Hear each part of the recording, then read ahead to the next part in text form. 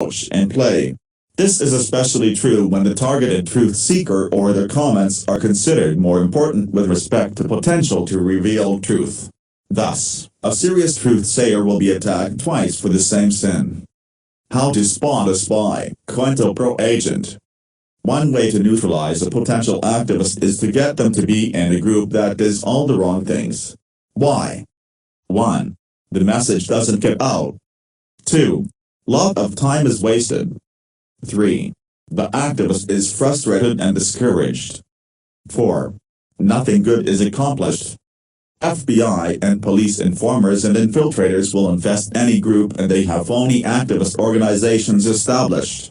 Their purpose is to prevent any real movement for justice or eco-peace from developing in this country. Agents come in small, medium or large. They can be of any ethnic background. They can be male or female. The actual size of the group or movement being infiltrated is irrelevant. It is the potential the movement has for becoming large which brings on the spies and saboteurs.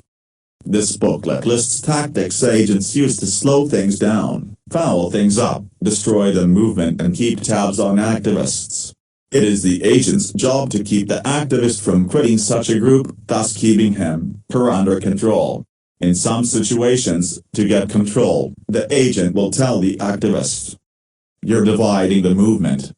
Here, I have added the psychological reasons as to why this maneuver works to control people. This invites guilty feelings. Many people can be controlled by guilt. The agents begin relationships with activists behind a well-developed mask of dedication to the cause.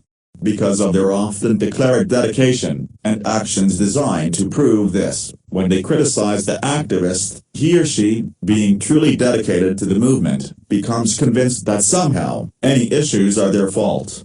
This is because a truly dedicated person tends to believe that everyone has a conscience and that nobody would dissimulate and lie like that on purpose.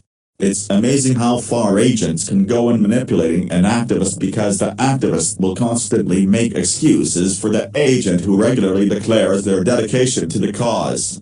Even if they do, occasionally, suspect the agent, they will pull the wool over their own eyes by rationalizing, "They did that unconsciously. They didn't really mean it. I can help them by being forgiving and accepting," and so on and so forth. The agent will tell the activist, "You're a leader." This is designed to enhance the activist's self-esteem. His or her narcissistic admiration of her own activist, altruistic intentions increase as he or she identifies with and consciously admires the altruistic declarations of the agent which are deliberately set up to mirror those of the activist. This is malignant pseudo-identification. It is a process by which the agent consciously imitates or simulates a certain behavior to foster the activist's identification with him/her, thus increasing the activist's vulnerability to exploitation. The agent will simulate the more subtle self-concepts of the activist. Activists and those who have altruistic self-concepts are most vulnerable to malignant pseudo-identification, especially during work with the agent when the interaction includes matter relating to their competency, autonomy, or knowledge. The goal of the agent is to increase the activist's general empathy for the agent through pseudo-identification with the activist's self-concepts. The most common example of this is the agent who will compliment the activist for his competency or knowledge or value to the movement. On a more subtle level, the agent will simulate effects and mannerisms of the activist which promotes identification via mirroring and feelings of twinship. It is not unheard of for activists, enamored by the perceived helpfulness and competence of a good agent, to find themselves considering ethical violations and perhaps even illegal behavior in the service of their agent, handler.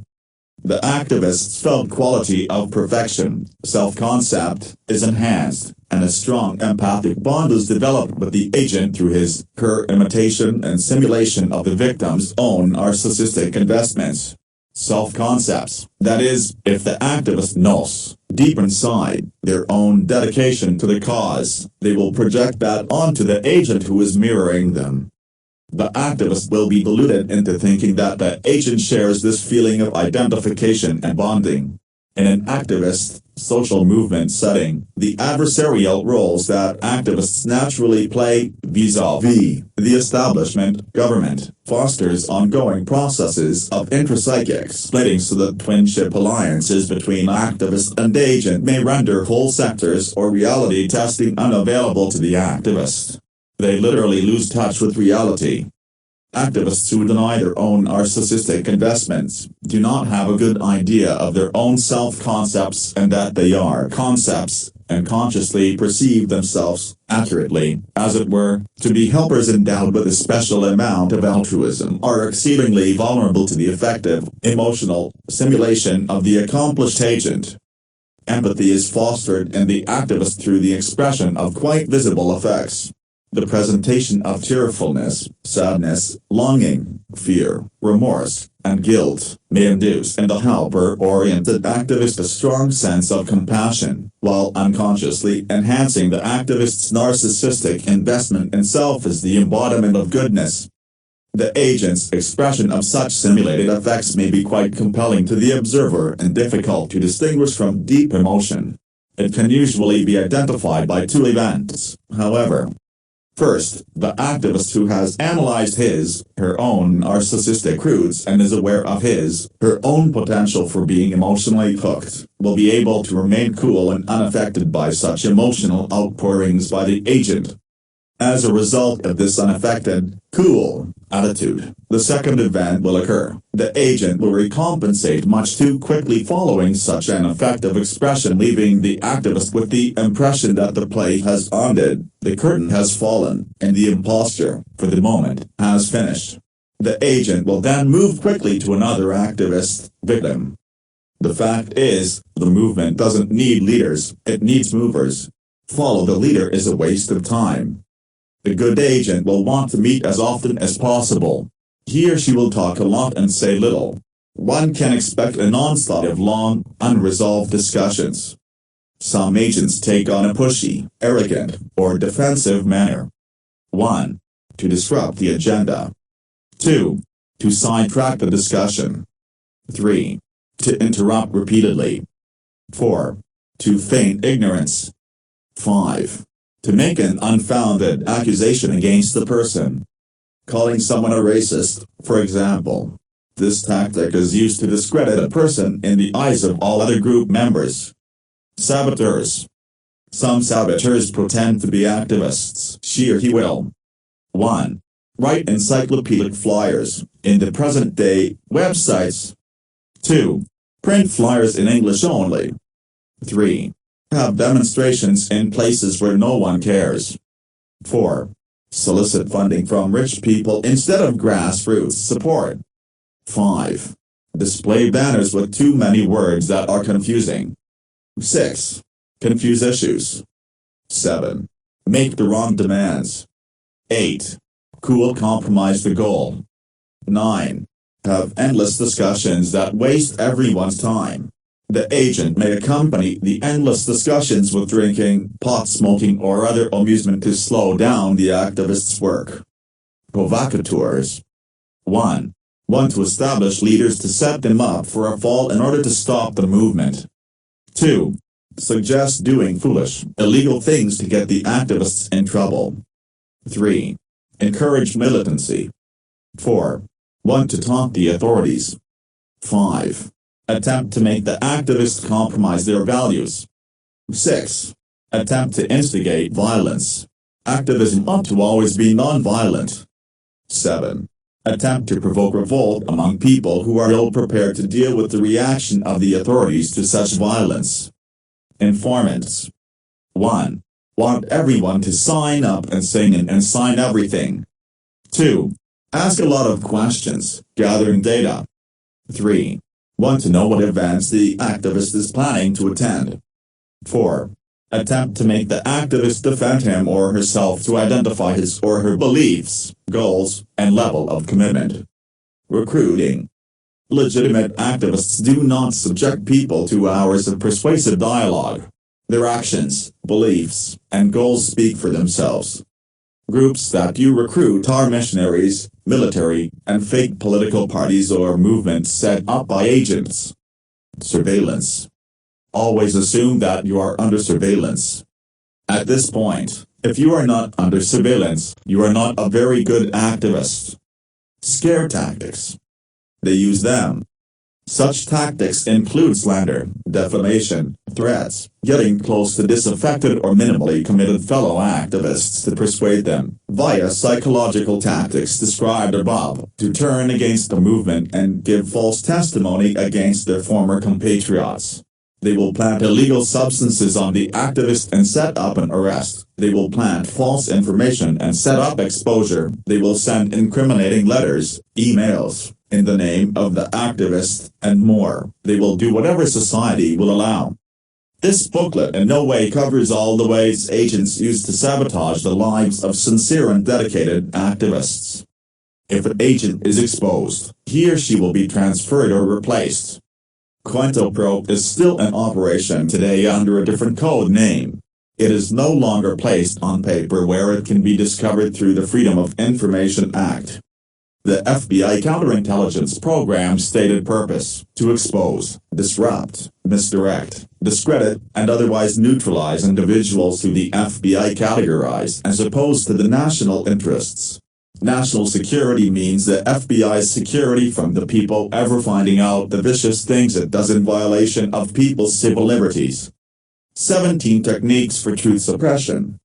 Strong, credible allegations of high-level criminal activity can bring down a government.